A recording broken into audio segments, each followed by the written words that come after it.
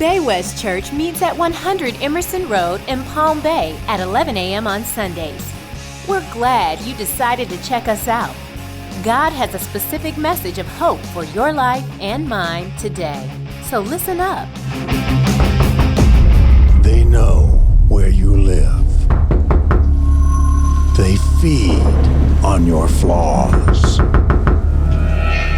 They drain your time. And they never leave you alone. Hey, I need to run a few errands. Can you watch my dog? Again.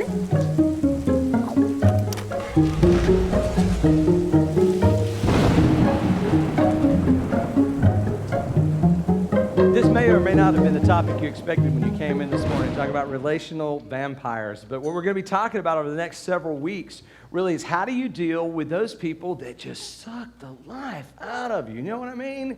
That's what a vampire does, sucks your blood. It sucks that out of you. And a relational vampire just drains you to death. You know what I'm talking about. We'll be dealing with different types of people. This morning we'll be dealing with controlling people. We'll be talking about gossiping people. We'll be talking about people that are critical, people that are hypercritical, you know, that are hypocrites. How do you deal with those people? How do you love those people? Anybody know a control freak? Raise your hand. You know a control freak? If somebody's sitting beside you, grabbed your hand and pulled it down. Yes, you really do know one. That's true. Don't point them out. Don't point them out, you know. You know these people, they won't let anyone else drive the car without their help. You know what I'm talking about, right? You know, they repeatedly press that button on the elevator. You know, I just tell myself, I used to do that until I figured out that, you know, you press it, it takes longer, you know, because technically you're sending another control signal that it has to process, so it actually makes it take longer. So, you know, maybe that's you, maybe that's not. If you don't know what a control freak is, maybe this will help you.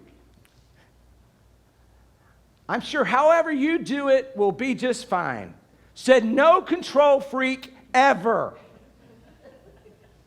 Every control freak has a way of doing things. Maybe you, the person that you know, maybe that's your boss. Maybe it's a spouse. Maybe you've got a friend who they have a plan they have a plan for your life, you know, and they want you to do certain things, and they have an order for you. You know, sometimes it's hard to deal with people like that. If you know one and they're here, don't point them out. You know, we're just going to let them live in anonymity for right now. If it's you don't have to point it yourself unless you just really want to. That's okay. It's all on you. But it's hard to deal with people that are trying to control your life, and it's tough. One of the hard things, too, is that there are some good things about control. There's this thing called authority, you know, and sometimes that looks like control.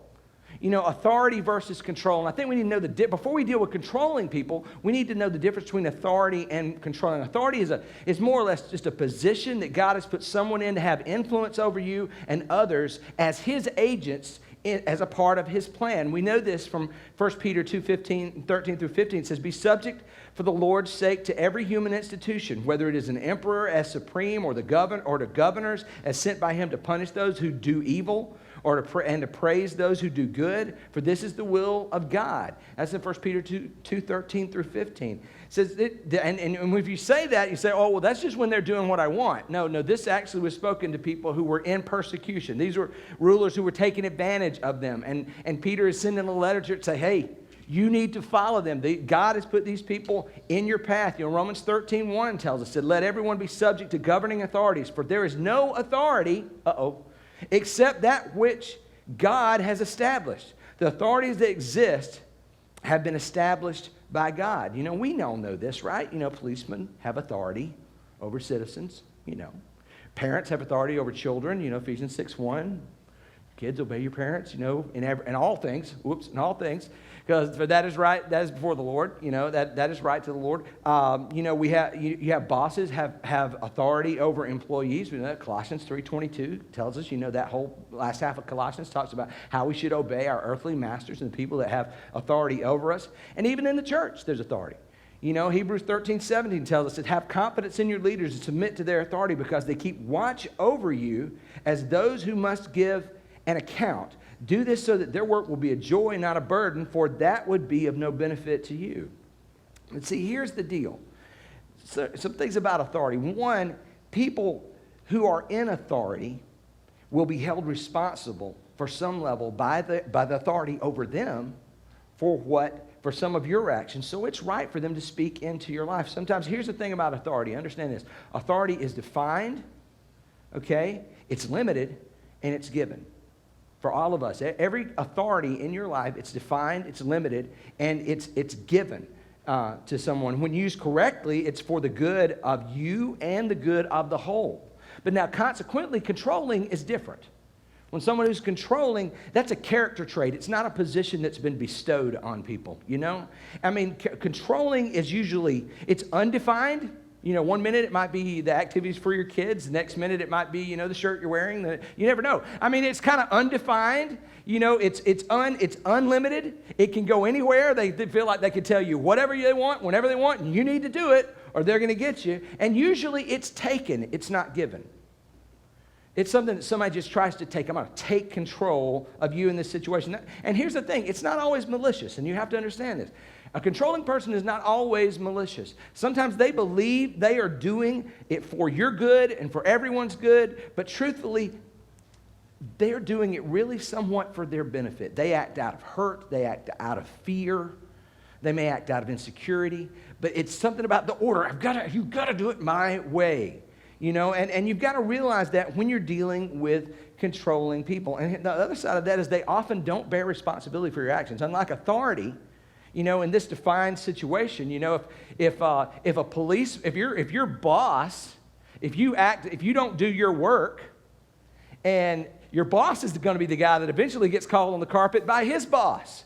Because, hey, somebody's not performing. Why isn't your department performing? So he has to speak into your life and help you to, hey, you need to do more. You need to finish your job. You need to do this stuff. He may speak into your life because he has some responsibility for where you are. The controlling person doesn't necessarily have responsibility. They just want to tell you what to do because it makes them feel better. You know, and the thing about it, let me give you an illustration that kind of tells you the difference between authority and control.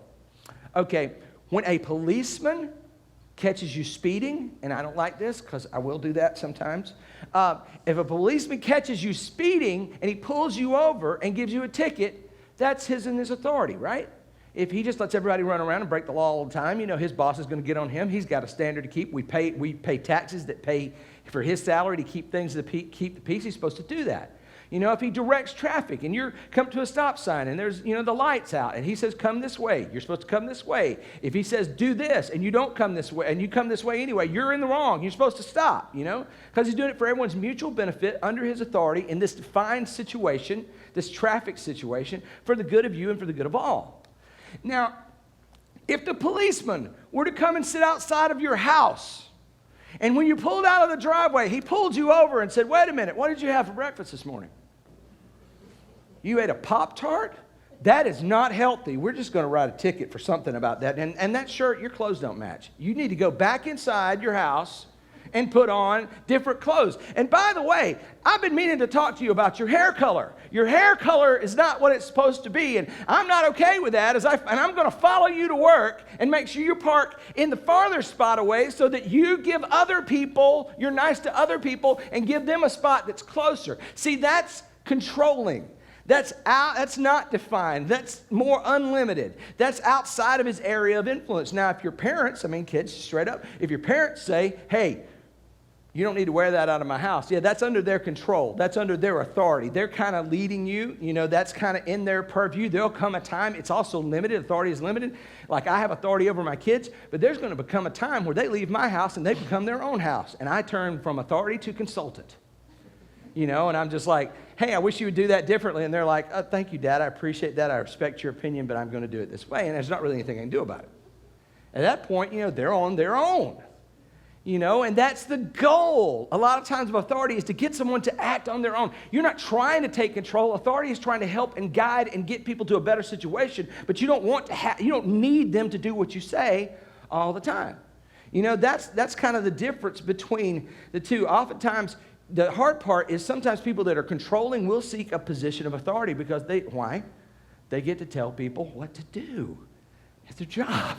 And you have to watch that. And it doesn't mean that someone who is a controlling person who has a tendency for that, it doesn't mean that they're bad. It doesn't mean that they're unuseful. You know, as long as you keep your tendencies of who you are under control of God, and you allow the Spirit to direct you, you won't overstep. You won't move past that. You know, God can use who you are. I'm telling you, there's people that have their wallet just is ordered by color code, increase factor, and date of their bills. There's something due for them. You may be a controlling person if that's you, but I'm going to tell you, we like those people that have order. It's not bad. We need people to help us be organized, and that's just the truth. We need that sometimes. But how do we love them? So hard, right? And you may say, well, maybe I really don't want to, Jim. That's okay. I just like to avoid them. I don't want to deal with them. But the truth is, we all have to. We talked about this. We look at the 6 over there. It says, attentively love and value all people. That's one of our core values. And the 6, it's on that banner over to your left, my right. Attentively love and value all people. We get that from John 14:12. It says, love each other as I have loved you. That's Jesus saying, you need to love everybody as I have loved you. So how do we do that? Believe it or not, Jesus dealt with his fair share of controlling people. You may not have thought that when you're reading through your word, but there's a couple of stories. There's a lot of stories, but there's a couple of stories I want to look at this morning that talk about a few things about controlling people that will help us deal with them, help us understand them, help us in our relationship so that it's good and we honor God in the way that we interact with them. If you've got your Bible, you can turn to Luke 10. We'll be in Luke 10, and then we'll be later on down in Matthew 16. But if you've got your phone, you can pull that out. You can use the app on your phone. We've got our notes are up. If you look on the brown Bible app, the YouVersion Bible app, if you type in on events, you type in Bay West Church, it'll pull up something that says Relational Vampires, controlling people, and you can follow along with my notes right there. You can take notes right there, send it to yourself, whatever you want to do. I don't care if you got a paper Bible, whatever, I don't matter, as long as you read along with me.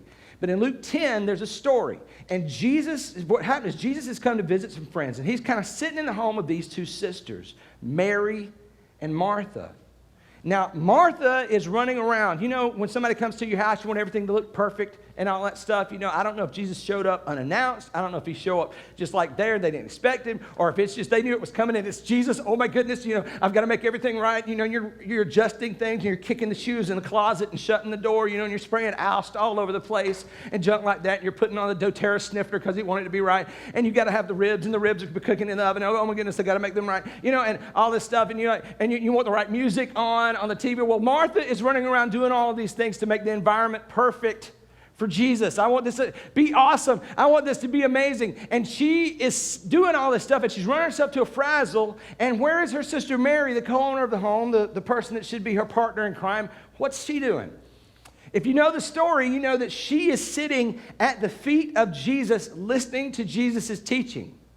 So imagine yourself, somebody's come to your house, you're trying to get everything right, and there's somebody that you thought was going to be helping you, and they're just kind of sitting up there listening to him. Really, that's awesome, Jesus. Thank you. That's amazing. What are you saying? How do you, and you're just going, and it started to frustrate Martha, because Martha got a little bit of a control problem, as we see. And so she comes to Jesus, and in verse 40 of chapter 10, she comes to Jesus. She came to him and asked, Lord, don't you care that my sister has left me to do the work by myself? Tell her to help me. Just tell her to help me. I love this. It says, don't you care? Let me guilt you with that. My sister has left me. I've been hurt. You see what they did to me. I've been wrong to do the work, the most important thing going on right now. Jesus, she left me. And in 41, Jesus answers her. He says, Martha, Martha, the Lord answered, you are worried and upset about many things, but few things are needed, or indeed only one. Now, I love this is a controlling person trying to control another person to control another person. Because, see, she was trying to control Jesus to make Jesus control Mary, her sister. Get him to do what she wants. And what we see in these verses are the weapons of a controlling person. And the first thing you see are threats. Now, probably one of the first things she said was, if you don't get up over here and help me, I will tell Jesus. I will tell him. And he will, because you know how it is. When you're a controlling person, you're always right, and God always agrees with you. Well, where do you find that in the Bible, controlling person? I don't know, because I'm right. God wants to be right, so he obviously agrees with me. I don't need a Bible verse for that. That's kind of how the controlling person is. There's threats. Maybe you've heard this before. Man, you'll be sorry if you don't do, you only have one choice for success. Maybe you've heard this. Usually those dire predictions only apply to you. You notice that? They're always something about you. Controllers also like company. You see what Mary did? She was trying to get Jesus to help. They like a gang a little bit. Their favorite pronoun, you would think it would be I, but it's not. It's they. Their favorite pronoun is they because that's the anonymous posse that they have to come bully you. Well, everybody said, they said, all of those guys, see, they're all against you. And before you know it, you feel like this little bitty person, and all these people are just like, well, I guess I am an idiot. I should probably do exactly what you say. A lot of times what they like to do is they're the worst name droppers ever. They love to drop names. They love to be associated with people who are powerful because why? That increases their credibility to get you to do what they want you to do. Okay? And you see this, and it enhances their control. Not only threats, but they also use guilt. Look at Martha, I mean. Well, she left me to do all the work. She left me. She did something wrong. You may hear this, but look at all the things I do for you. And you can't do this one. I thought we were friends. Oh my goodness. I do all that I slave and I want you and you. Okay. Maybe you've heard this one before. And you call yourself a Christian. And it's amazing, but that they will use guilt. You're going to ruin their life if you don't. If you loved me, you would. It's amazing how in the controlling person, the personal preference becomes a moral imperative. And you have to watch out for that. There's only one way to cook peas, and it's mine. God ordained it. How do I know? Because I told him so. That's kind of how it goes with the controlling person. Not only use guilt, but they use criticism. She left me. I'm criticizing her. She did something wrong. You're just so terrible at that. Just do it my way. You're doing it all wrong. Just stop it and do what I say. Your child won't ever be able to. You're a bad parent. Listen to what I say. They always do what's best or the worst, or rather, they always do what's best. You do what's worst. And they try to, they work in the extremes because the extremes help give them influence and power to move you. They also use doubt. We don't see it, but that's a powerful, powerful weapon. They'll use your past against you. Remember 15 years ago when you did this, you failed. And that just proved forever that you will never do it right. So you better listen to what I say. So you screwed up back then. Same person you were then as you are now. Do what I say. I'm only trying to help you. You're screwing up. They'll take your weaknesses. They'll use it against you to manipulate you. They'll even attack your strengths to create doubt in what you're able to do. But how do we love these people? Even after I've said all that stuff, you're probably thinking even more, I don't want to. But we have to. How do we do that? Well, there's another story where Jesus deals with someone that gives us about three things that we can know or we can do to help in loving and dealing with a controlling person and honoring God, how we do that. And that's in Matthew chapter 16, verse 21 is where we're going to start. So let's just jump in there and read the story. It says, from that time on, Jesus began to explain to his disciples that he must go to Jerusalem and suffer many things at the hands of the elders, the chief priests, and the teachers of the law, and that he must be killed on the third day and on the third day be raised to life. See, I want you to get the gravity of what's happening here. You've got these guys who have been traveling for Jesus. It's been them against the world, man, and everybody's against them, and all the leaders are against them, and all this stuff. And you're just, it's the best. It's us. And they know Jesus is the Messiah. We're going to win. And Jesus goes, not right now, sort of.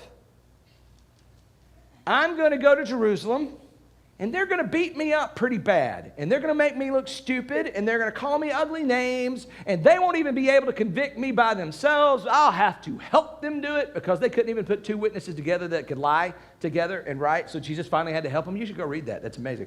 But, so at the hands of the elders and the chief priests and teachers of the law, in other words, all the enemies we've been fighting against, the people that we've been waiting to have our day over, that you've been waiting for that from the disciples' perspective, And one day it's going to be proven right. He's saying, no, they're going to beat me up, and then they're going to kill me. But I'll be raised on the third day.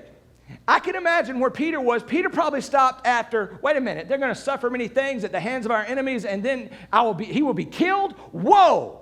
And we see in verse 22, says this, that Peter took him aside and began to rebuke him. He said, never, Lord. That ain't going to happen. He said, this shall never happen to you. Somebody's got to take control. Peter's like, things are going crazy. He's talking about getting beat up and killed. I ain't going to let that happen. No. And so he comes and takes the authority over him, Jesus, and starts trying to tell him what to do. Hey, no, it's never going to happen. And Jesus turned and said to Peter, get behind me, Satan. That's something. Don't call the controlling person Satan too much. That's not going to work. That's going to probably start an argument, and you're going to go off the rails there, but this is Jesus. He can get away with it. Get thee behind me. Get behind me, Satan. You are a stumbling block to me. You do not have in mind the concerns of God, but merely human concerns. And I want to tell you in this story, there's some things, about three things that you can really grab a hold of in dealing with a controlling person. Now, the first step that you need to take in dealing with a controlling person is this. You need to realize what God has called you to do. Now, this is harder than it sounds. What this takes is a relationship that you've spent time with God on, that you spend time, you're in prayer with Him, you're reading His Word, you are confident that you know what God has for you. It is a secure relationship that's not based on your knowledge and your amazing skill or wisdom and all that stuff, but you're based on, I trust my God and what my God has led me to do and shown me in His Word consistently. And I have security in what God wants me to do. Oftentimes, what happens is a lack of clarity gives a controlling person the opportunity to try to control you. You're not really sure what God wants you to do. I don't know. Well, let me tell you. See where that crack opened, where that thing happened? Or maybe you feel like you're pretty sure, and they come at you with the doubts and the criticism and all of those things to kind of tear you down or take you apart or deconstruct you. And you're like, okay, well, maybe I don't know all that I thought I did. Maybe that's what's up. I don't know. I've heard this, a famous pastor one time said this. He said, calling brings clarity. See, when you're sure about what Jesus wants you to do, what He's called you to do, it really makes the steps you're about to take next start to take shape. They take shape. In Jesus' case, Peter was trying to control Jesus, saying, look, never, Lord. And you got to think about it. This was not a bad thing. Do you think it's a bad thing if I came to you and said, I don't want you to die. I don't want you to get hurt. I don't want people to say ugly things about you. You see, Peter, and here's the thing with a controlling person. A controlling person doesn't always come with this malicious, devious sense in their heart. Most of the time, a lot of the time, in fact, they're people that are close to us, they're in a relationship with us. They have things invested in our lives. They want us to succeed. They want good things to happen. They want to see good things happen. But here's what happens. They come and they jump into that, and they come with a good heart.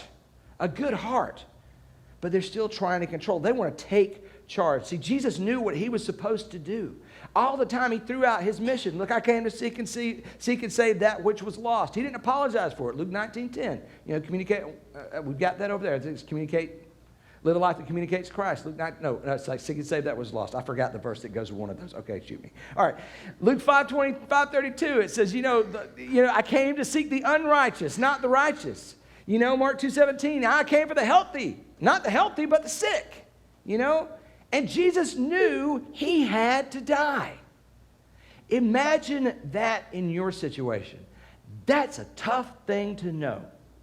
That you are determined, you know that God is going to put you in a situation where you're going to have to give up your physical life, and you've got to just had to explain that to 12 of your best friends who think you're awesome, and they'll follow you anywhere. They've left everything to follow you. That's a tough conversation. This is a crucible moment in a lot of ways for Jesus. Here you got it. No, I don't want you to die. And, and we know from the garden, Jesus wasn't too keen on it either. He was going to do what God said to do because he trusted his Father. But he knew what was coming more than any of us would. And he stood strong. He knew his purpose. He realized what God had called him to do. Second thing is you got to recognize when someone is attempting to control you. You know something that every controlling person has in common? Is there someone allowing them to control? You realize that? I love, it's a great illustration, but the situation, the circumstances around it aren't cool, and I wouldn't recommend it. But I love Katie's sister, her younger sister Emily, who's great, godly person, awesome. But Emily is not going to fight with you about something. She's not. You're going to tell her, and she's going, and then she's going to do what she's going to do anyway. She's just going to do it. You recognize when somebody is going to control you. You look, Jesus called it out. He said, hey, you're being a stumbling block to me. Peter was getting in the way. I love how Peter took him aside. A lot of times that's what a controlling person will do. They'll try to pull you to the side. They want to isolate you away from people. They don't like it when someone else has influence in your life, especially if it's influence that conflicts them. And they'll talk them down. They'll cut them out. They'll try to say, oh, that's bad. I found out something about that person. They're terrible. You don't want to listen to them. And they'll do that type of thing to you before you know it. There you go. But why did Peter try to control Jesus? Jesus called it out. He was looking at things through human concerns, not the concerns of God. And see, it wasn't bad. He wasn't saying, I want Jesus. I just want to control Jesus because I want to control Jesus. He's like, I want good things for you, Jesus. And I'm hearing you're saying that bad things are going to happen to you, and I want to stop it. But that wasn't in the cards. You see, you realize what God has called you to do. There's a stability that comes in knowing that from your relationship with Christ. That's why we tell you spend time in the Word every day. That's why we tell you need to make your decisions based on what God tells you to do, because when you make decisions based on how God tells you to do things, when you submit to His control on stuff, you find out why you should have done it that way, and it bolsters your faith. And the next time He tells you to do something, you're like, boy, He came through last time. I'm going to give it a shot this time. It was awesome. And you'll do it again. And the next decision will be bigger, and the next decision will be bigger. The next thing before you will be even bigger than that. And you'll trust God, and you'll see God do amazing things. That's what you see in the lives of people where God has used them to change the world or to change areas or regions or things. You see they have built on the faith that they've had. But here's the other thing. So you realize what God has called you to do. You have to recognize when someone is attempting to control you. But here's the thing too. You have to resolve yourself to set boundaries. Resolve to set boundaries. Look at what Jesus said in verse 23. He said, Jesus turned and said to Peter, get behind me, Satan. In other words, I'm going to put it in this vernacular today. Look, you can't talk to me that way. You can't talk to me that way. You're a stumbling block to me. You do not have in mind the concerns of God, but merely human concerns. It's a boundary. Jesus was like, you can't talk to me that way. That was setting a boundary. You can't do that. When you set a boundary, and here's the thing too. When you set a boundary from a place of security, you don't have to be aggressive with that. You just have to be firm and secure. If I set a boundary, I love you, Steve. But if I set a boundary with Steve, I don't have to go, Steve, right here, no more. I can say, hey, man, let's stop it right here. You don't have to break the commands of Jesus to follow Jesus. You don't have to act unchristian to set a boundary. And I think that's where we lose a lot of our problems. But we have a lot of problems in that when we set boundaries. And I'm going to tell you why. Is because I don't think we're secure in what God has told us to do. And we're still questioning. Because when I'm secure in what God has told me to do, I don't have to get up in your face and beat you down and make you believe me. I just have to do it. Right? Right? I just have to continue and do it. And that's where we have to be. We don't need to be aggressive. And the truth is, sometimes, like Emily, it requires no response at all. I should do that. That's the best thing in the world. Greatest thing ever. I have to do it that way. Okay. cool, and do what I was going to do anyway. Sometimes it takes no response at all. But here's the thing, and we laugh at the controlling people, but I want to tell you the truth. It's every person in here to some level can be a controlling person. And we can try to control God. We can try to control the people around us. We can do it for good reasons. We can do it for bad reasons. We can do it for selfish reasons. But there's a few things we need to understand about control, and I think this will help us grasp this in a godly manner. First thing you need to understand is control, for the most part, is a myth. You know, I can walk out that door, right, in 5 minutes or 10 minutes or whatever. I made some of you excited if I'd said 2. But, you know, if I walk out the door, I could drop dead on the outside of the door. I got no control over that. I could be as in best shape as I can ever be. I can do all the things I want to do, eat all the right foods, do all the right things. I can walk out that door and not be right. I can raise my kids the best that I want to, and somewhere down the road they may take a turn for the worst. And they may go off. They may reject. I don't know. I don't know. I don't have control over that. You and I don't have control over when we pull out in the road, the knucklehead that's coming the other way.